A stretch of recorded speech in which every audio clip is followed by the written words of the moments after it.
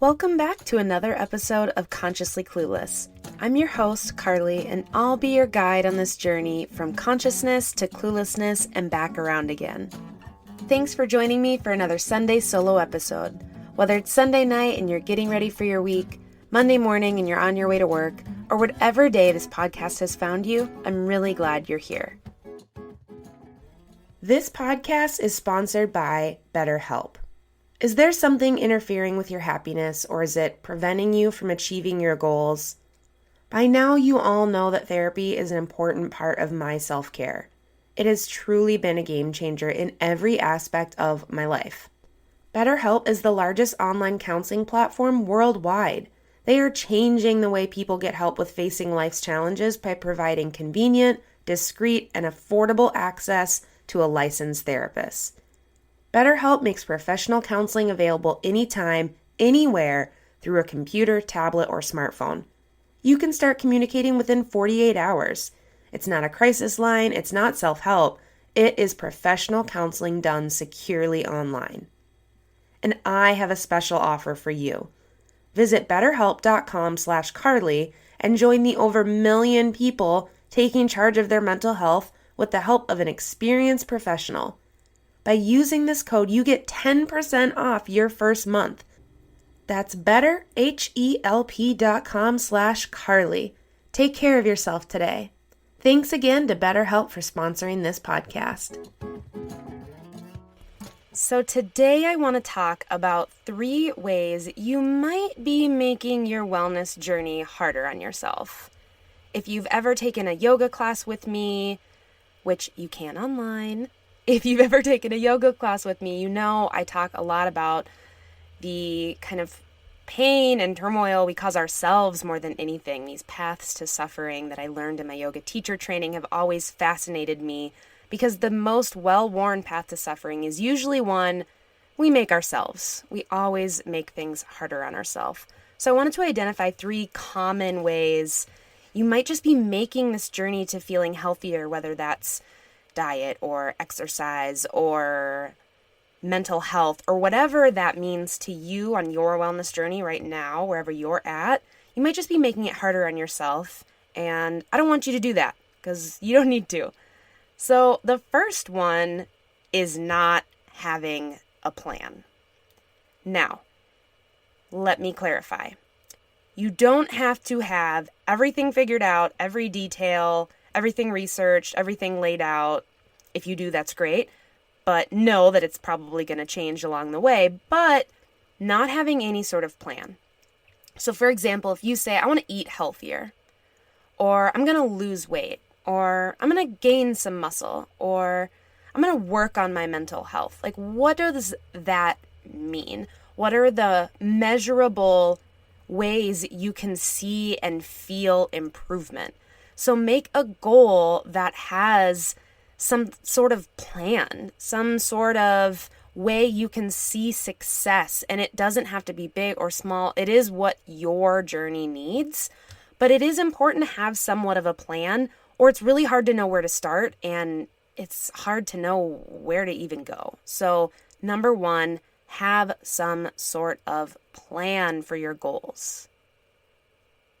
Number 2, trying things you genuinely don't enjoy.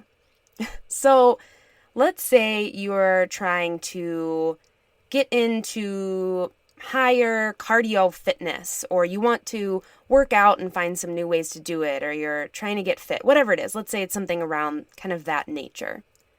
But you hate running. But you think, okay, well, I'm going to be fit now, so I have to run. So you were running and you hate it and you dread it, and it doesn't even feel like it's really doing anything because you hate it so much, and it's just this terrible cycle. Don't do that.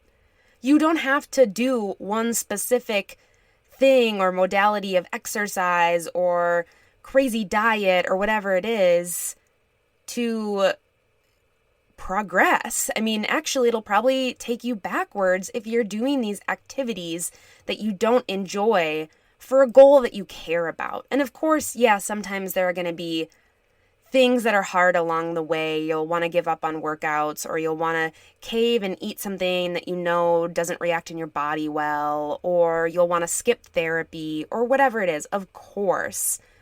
But trying things you genuinely don't enjoy and hate and dread, maybe it's meeting with a therapist that you don't connect with, but you don't want to find anyone else, but you don't really feel like you're getting anything out of these meetings. Don't do that. Don't do things that you are dreading for goals in terms of wellness, because it is not a vibrational match. You are not doing things that lift you up in order to lift you up. And it just doesn't make any sense. And I think that then our bodies and our energy and, whatever you subscribe to doesn't pull in more of the good stuff, because we're doing all these things we hate. So we just keep doing these things we hate. And that is no fun for anybody. So, number 3, hating yourself when you fuck up. I'm going to say that again. Number 3, hating yourself when you fuck up. Now, excuse my language, but this is important. Along the way, in any goal, I don't care if it's work, I don't care if it's relationship, I don't care if it's wellness, whatever it is, there is going to be a bump in the road. There will be something unexpected. There will be something you haven't considered. You might be shown a different way as a test. I mean, there's so many things. And there's going to be some rattling moments. If you do something that makes you feel like you did the wrong thing, or you screwed up, or you cheated on your diet, or you skipped therapy, or whatever else. I mean, there's a million other examples. I'm just going with the ones we've used in this episode. But if you hate yourself because of it, you're not going to move forward. You can be frustrated, you can be upset, but if that causes you to hate yourself and not value yourself and value yourself less, why would you move forward and try again? If you get stuck into that kind of self-loathing, you hate yourself, you are just going to feel more of that. So if on this wellness journey, you screw up or something gets off or you're not in your routine or whatever it is, being really hard on yourself makes it even harder to get back into the routine, because you don't see a point. If you hate yourself, you don't see a point. So don't be so damn hard on yourself if you fuck up. So those were the 3 main ones that I think are really important, kind of basics: not having a plan, trying things you genuinely don't enjoy, hating yourself when you fuck up. And I have to add a bonus one: not being willing to get help from somebody who knows more than you. And of course, this is a moment for me to personally plug that I am a transformation coach. But before I even get to that, I mean in general, whether it's me or someone else, or you find a program online that is cheap that you can follow that helps you eat better or kind of jumpstarts you, whatever it is, thinking that you will have all the knowledge and that you can just do it without really planning or knowing anything and not using outside help doesn't ever really go well. I tried to ignore the fact that I needed to go to therapy for a long time, and it didn't serve me well.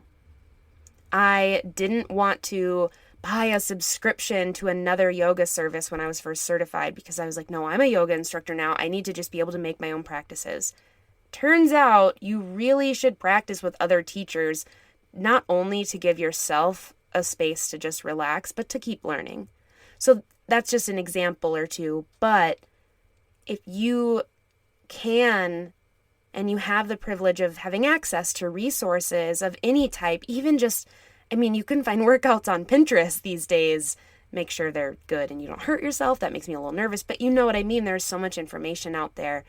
And sometimes that's helpful for people. Sometimes that's overwhelming. And that is the benefit of working with a coach in whatever field you are looking to kind of expand on your journey. I worked with a manifestation coach, and it totally helped me align and understand things better. And now I feel like I can implement that and kind of weave it in through the things I offer because I did some coaching for myself personally.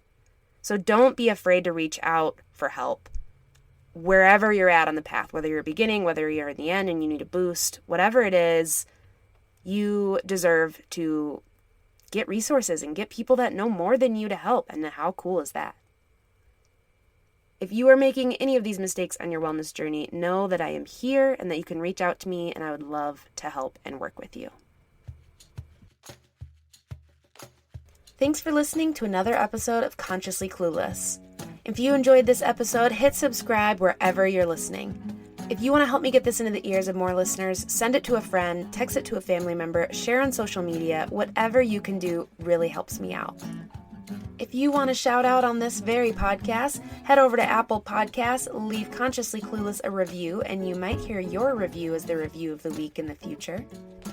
And you definitely should head over to patreon.com/consciouslycarly and check out the different membership levels, the community there, all the things that you can get by joining the community and supporting this podcast and this work. Until next time.